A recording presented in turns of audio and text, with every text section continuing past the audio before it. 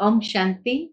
आज 3 जुलाई 2021 के बाबा के मधुर महावाक्य है और आज की मुरली में बाबा पुनः हमें देही अभिमानी बनने की प्रेरणा देते हैं।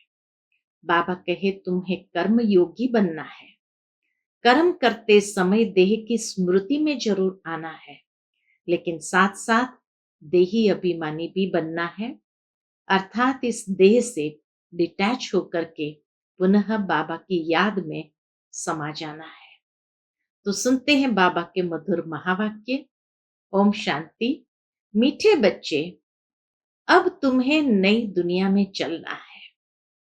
यह दुख के दिन पूरे हो रहे हैं, इसलिए पुरानी बीती बातों को भूल जाओ।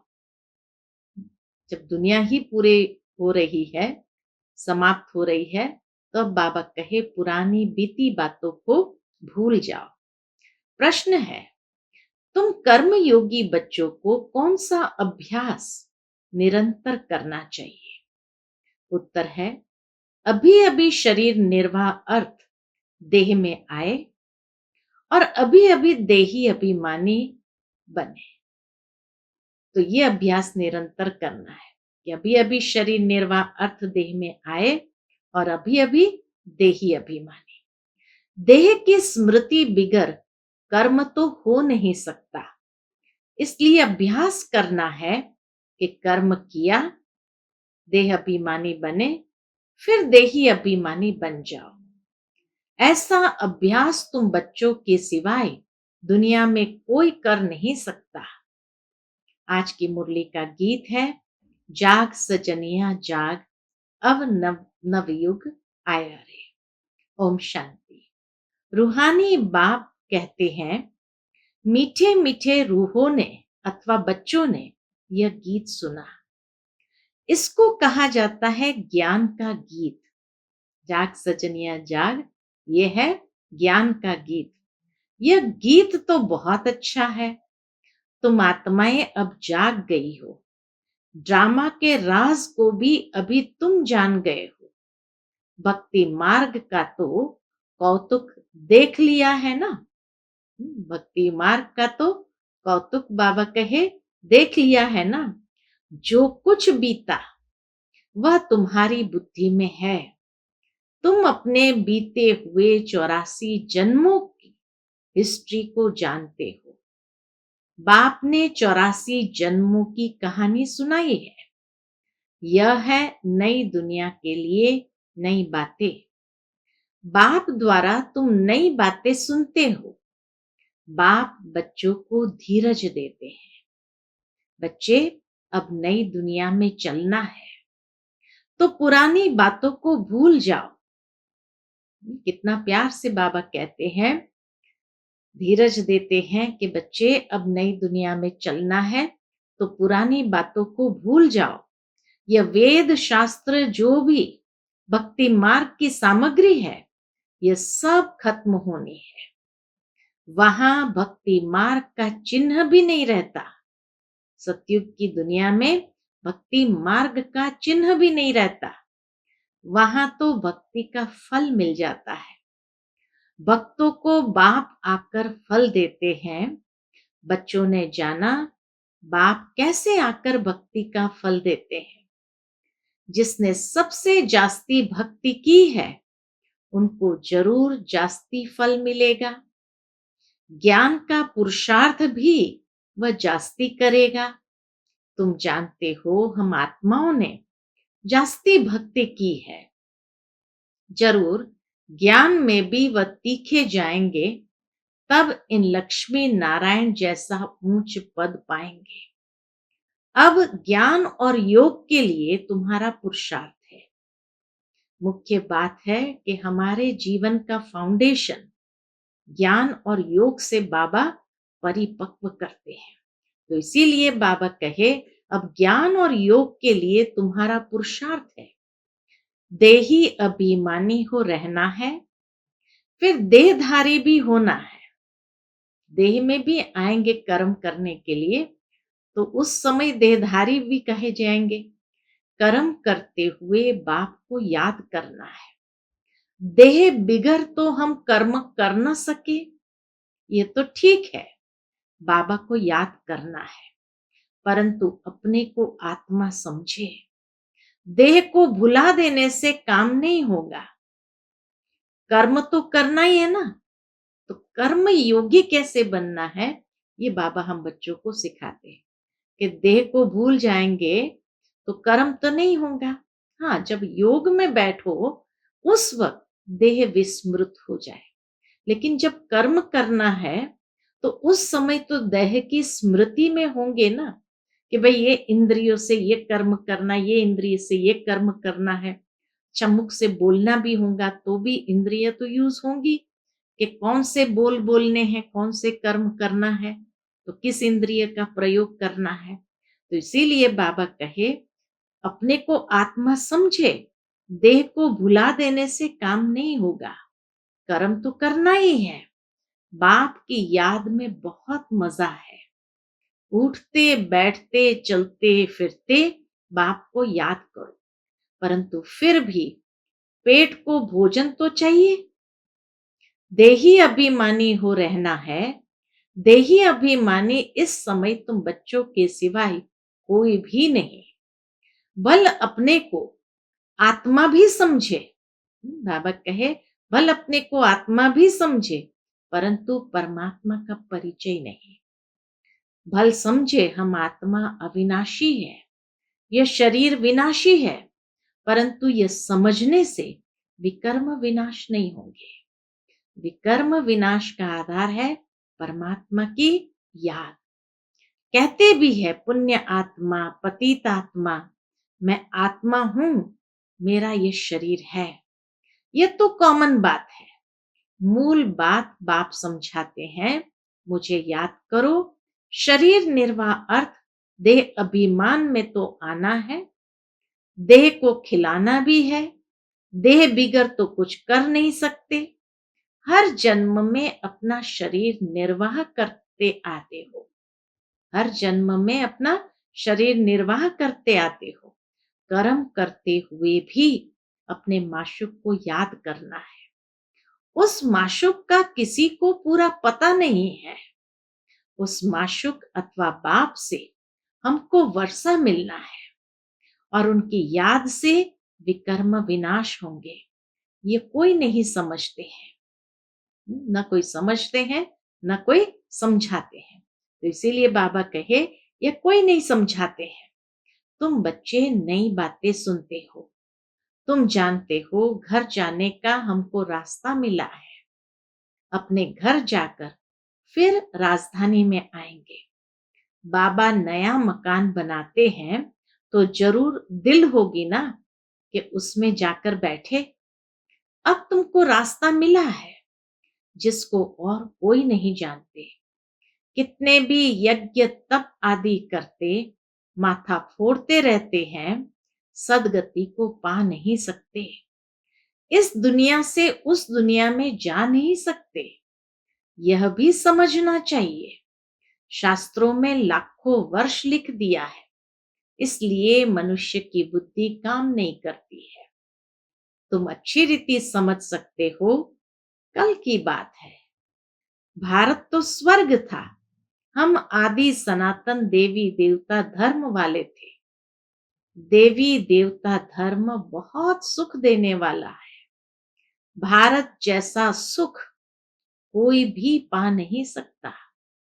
देवी देवता धर्म बहुत सुख देने वाला, और भारत जैसा सुख कोई भी पा नहीं सकता। स्वर्ग में तो और कोई धर्म वाला जा न सके, तुम्हारे जैसा सुख और कोई को हो न सके। कितना भी प्रयत्न करे, धन खर्च करे, फिर भी स्वर्ग में तो जो सुख है वो मिल न सके। इस दुनिया में तो मिल नहीं सकता है वो सुख। किसको हेल्थ होगी तो वेल्थ नहीं होगी, किसको वेल्थ होगी तो हेल्थ नहीं होगी। यह है ही दुख की दुनिया। तो अब बाप कहते हैं, हे आत्माएं जागो, तुमको अब ज्ञान का तीसरा नेत्र मिला है। कितनी जागृति आई है, तुम सारी दुनिया की हिस्ट्री ज्योग्राफी जानते हो। बाप जानी जाननहार है ना, इसका मतलब यह नहीं कि सबके दिलों को जानता है। यह कौन है, कितना समझाते हैं, ये कहाँ तक पवित्र रहते हैं, कहाँ तक बाबा को याद करते हैं। बाबा कहे, मैं हर एक का ये ख्याल क्यों बैठ करूं।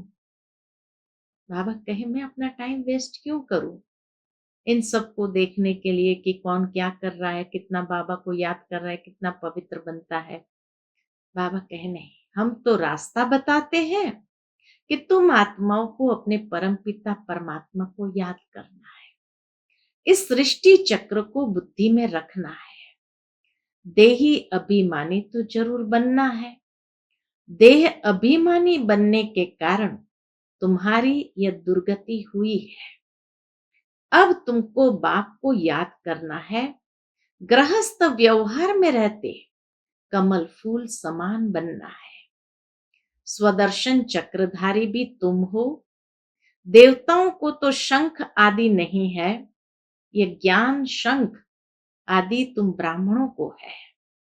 सिख लोग शंख बजाते हैं, बहुत बड़ा आवाज करते हैं।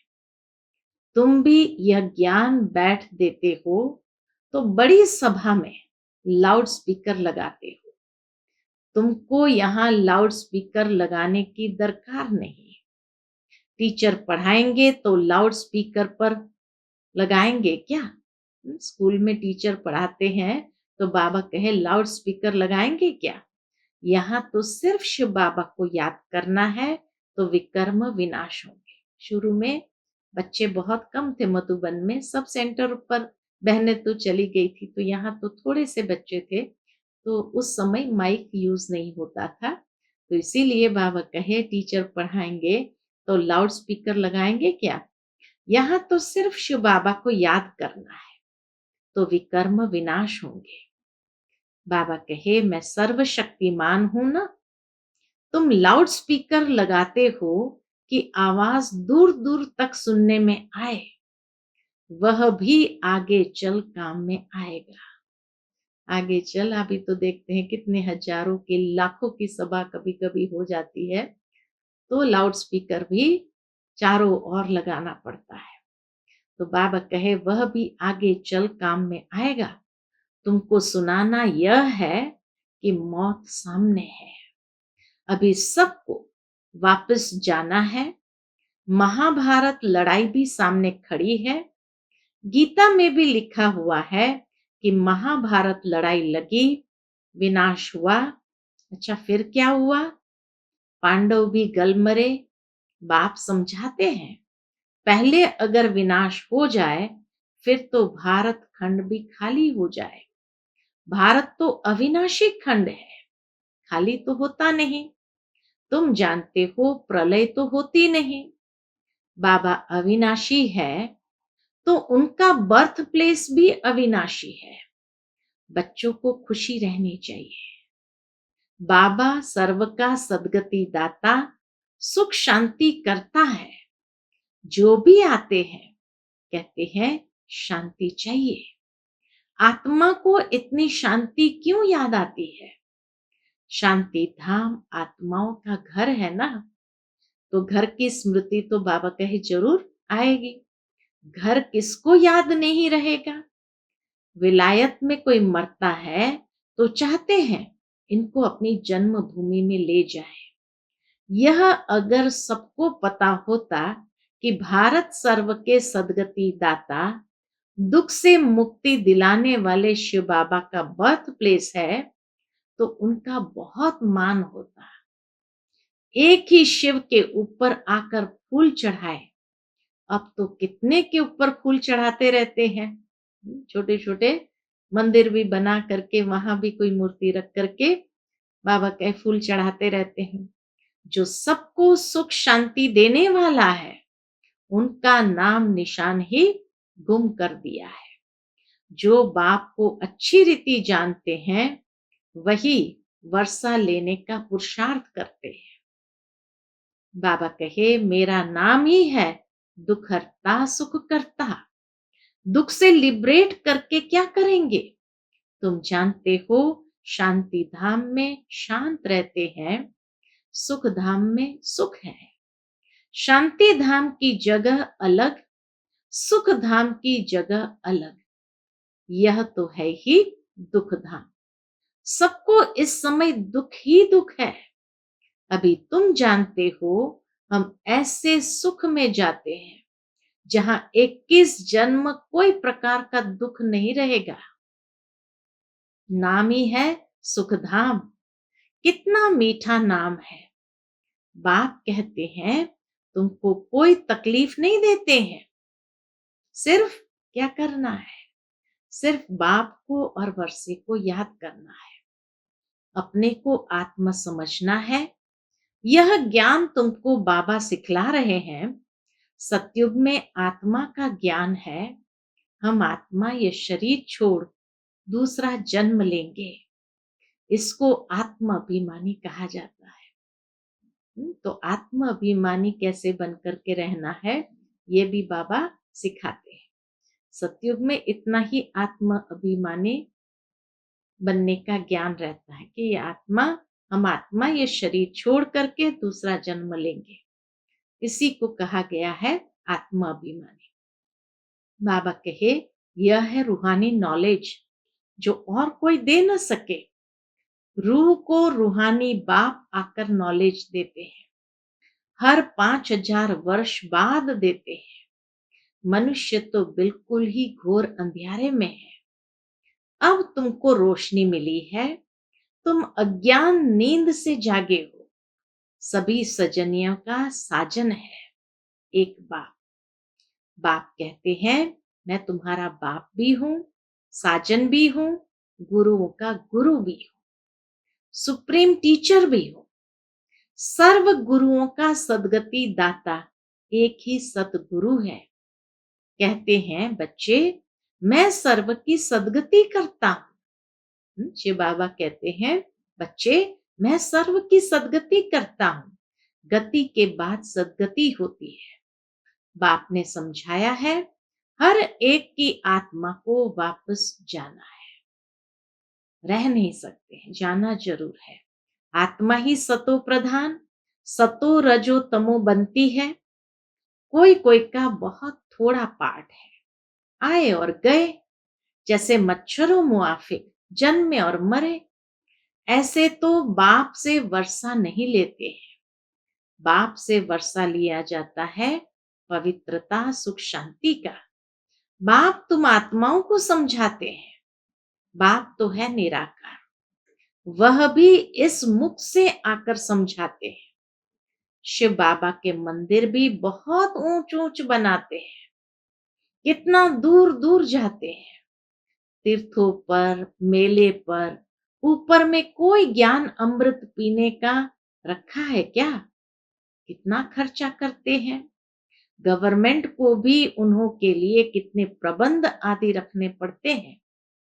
तकलीफ होती है। कई लोग कैलाश पर्वत जाते हैं, कई लोग अमरनाथ जाते हैं, तो गवर्नमेंट को कितनी प्रबंध रखनी पड़ती है, तकलीफ होती है।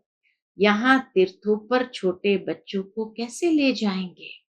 बच्चों आदि को कोई ना कोई को संभालने के लिए दे जाते हैं, साथ में नहीं ले जाते हैं। 2-3 मास यात्रा करते हैं। यहाँ तुम आते हो, तुमको बैठ सुनना है, पढ़ना है। छोटे बच्चे तो नहीं सुनेंगे। यहाँ तुम आए ही हो योग और ज्ञान सीखने। बाप बैठ ज्ञान सुनाते हैं तो कोई आवाज आदि नहीं होना चाहिए, नहीं तो अटेंशन जाता है। शांति से बैठकर अटेंशन देकर सुनना है। योग तो बहुत सहज है। कुछ भी काम करते रहो, बुद्धि का योग वहां लगा रहे। बाबा की याद रहने से कमाई बहुत जबरदस्त होती है। तुम जानते हो, हम एवर हेल्दी बनेंगे। अपने साथ बातें करनी होती है। बाबा की याद में रहकर भोजन भी अपने हाथ से बनाना है। हाथों से काम भी करो बाकी याद भी करो। बाबा कहे हाथों से काम भी करो, बाकी याद करो अपने बाप को। तुम्हारा भी कल्याण होगा और याद में रहने से चीज भी अच्छी बनेगी। तुमको विश्व की बादशाही मिलती है। तुम यहाँ आते ही हो किस लिए? बाबा कहे तुम यहाँ आते ही हो लक्ष्मी नारायण बनने। सब कहते हैं हम सूर्यवंशी बनेंगे। तुम जानते हो हमारे मम्मा बाबा इस समय ब्रह्मा सरस्वती है। दूसरे जन्म में लक्ष्मी नारायण बनेंगे। भविष्य में कोई क्या बनेंगे ऐसे किसके जन्म का पता नहीं है। भविष्य में क्या जाकर बनेंगे एक मम्मा बाबा का बता सकते कि लक्ष्मी नारायण बनेंगे, बाकी किसका कोई पता नहीं है। नेहरू क्या जाकर बना क्या पता। अच्छा कुछ दान किया होगा तो यहाँ अच्छे कुल में जन्म लेंगे। अभी तुमको पूरा पता पड़ता है। अभी इनका नाम है आदि देव ब्रह्मा, आदि देवी सरस्वती। वही फिर स्वर्ग के मालिक बनेंगे। अच्छा इनके बच्चे भी साथ हैं, वह भी कहेंगे हम स्वर्ग के मालिक बनेंगे। यह तो पक्का है। सूक्ष्म वतन में भी तुम देखते हो देवियों के मंदिर में भी बहुत मेले लगते हैं। अभी जगदम्बा तो है एक, उनके फीचर्स भी एक ही होने चाहिए। मम्मा को भी तुम देखते हो, तुम बच्चों के फीचर्स है फिर नाम रख दिए हैं कन्या कुमारी, अधर कुमारी। तुम जानते हो यह हम ही बनते हैं। हम सब है ब्रह्मा कुमार कुमारी। युगल भी कहते हैं, क्या कहते हैं युगल भी कि हम भी ब्रह्मा कुमार कुमारी है, एक बाप के बच्चे हैं। तुम्हारा ही यादगार है। बरोबर तुम बैठ ये नॉलेज देते हो। अर्थ सहित ये दिलवाड़ा मंदिर है। बाबा कहे तुम बच्चे ही इस गहराई को समझते हो कि दिलवाड़ा मंदिर में भी कितना रहस्य समाया हुआ है, परंतु ये तुम ही समझा सकते हो। तुम जानते हो हम स्थापना कर रहे हैं राजयोग से श्रीमत पर भारत को स्वर्ग बना रहे हैं। अच्छा बाबा कहे अच्छा मीठे मीठे सिकिलते बच्चों प्रति माता पिता बाप दादा का याद प्यार और गुड मॉर्निंग। रूहानी बाप की रूहानी बच्चों को नमस्ते। हम सब रूहानी बच्चों की रूहानी माता पिता बाप दादा को याद प्यार गुड मॉर्निंग और नमस्ते। नमस्ते शुक्रिया बाबा शुक्रिया। आज की मुरली से धारणा के लिए मुख्य सार है।